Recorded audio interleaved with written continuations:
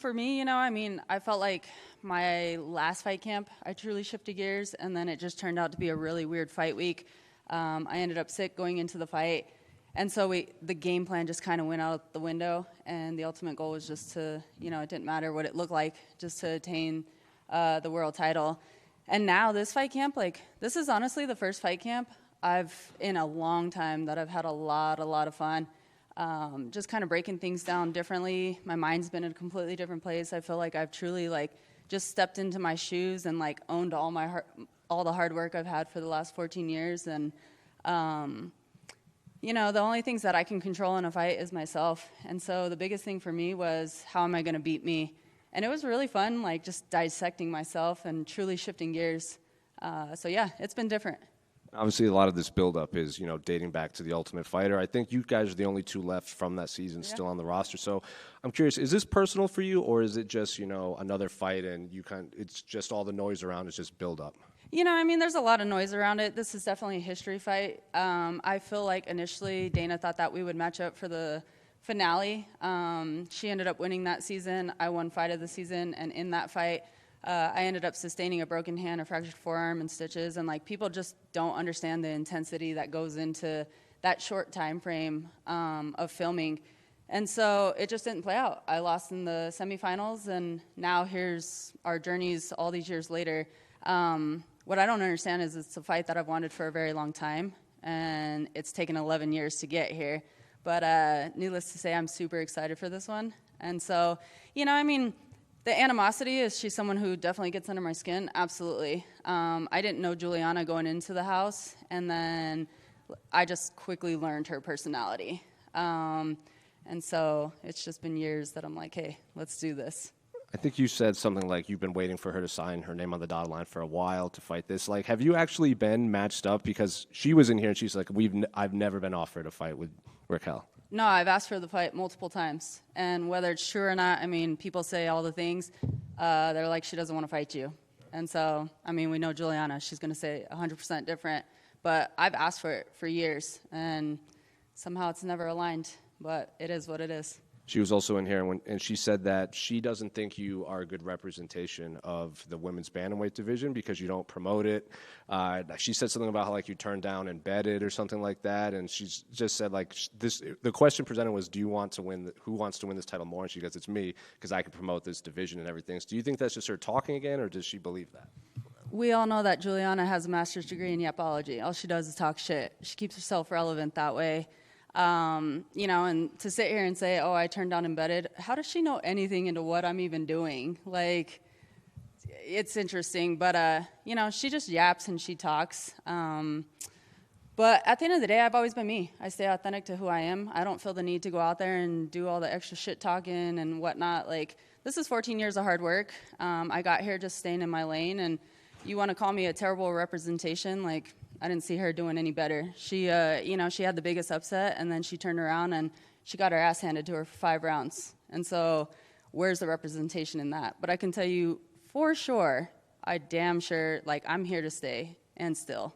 Kind of going off of that, I think if you win, you tie Amanda. When I win. When you win, you tie Amanda for the most wins in this division. I'm curious, did you think you would be competing this long? Because a lot of fighters, they have they go, I want to retire at 35 with all these wins. I'm curious, did you think you would reach this far in your career?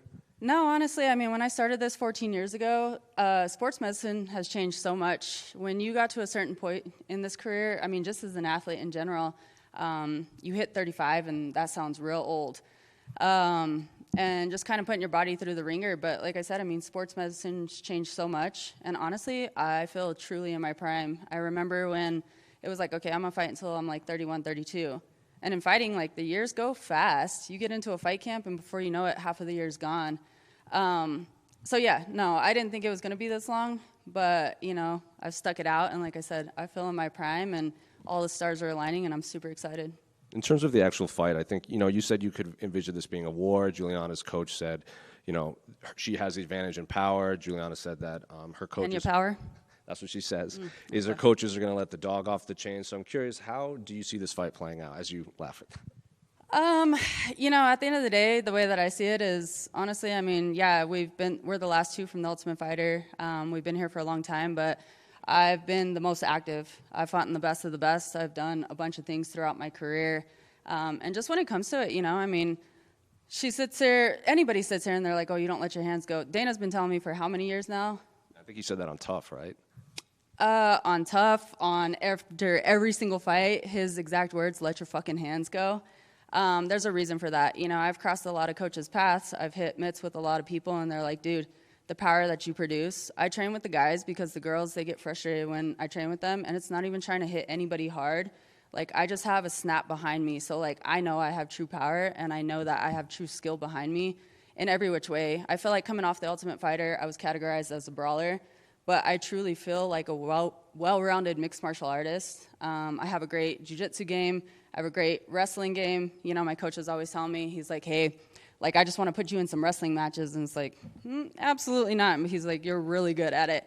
And so, you know, just overall, like, her coaches can say what they want. She can say what she wants. But I feel like I'm the more polished fighter going into this. And then last one for me. I know you're focused on Julianna, but there is a big name on the undercard in Kayla Harrison. Yeah. She was in here earlier, and, you know, she's said, like, this entire time, like, when I beat Caitlin, I'll turn around and fight on 5 minutes' notice against the winner of that. And then just earlier today, she said she thinks she could beat you, Ketlin, and Julianna in a single night if asked. So do you think that's her just kind of selling future fights? Do you think that's just confidence? And as a champion, do you like hearing that, knowing, like, this is a possible big-name opponent that you could have down? I think she's doing exactly what she needs to. She's selling herself. She's hyping herself. She's being her biggest hype man.